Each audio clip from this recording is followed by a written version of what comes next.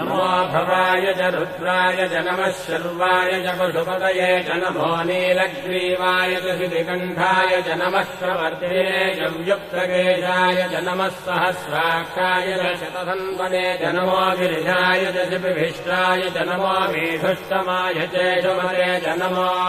ह्रस्वाय च वामनाय च नमो बृहते च वर्षीयते च नमो वृद्धाय च संवृद्धने च नमो अग्र्याय च प्रथमाय च नमः आशवे चाजिराय च नमः शीघ्रियाय च शीघ्राय च नमः ऊन्याय चावस्रण्याय च नमः स्रोतस्याय च दीप्याय च नमो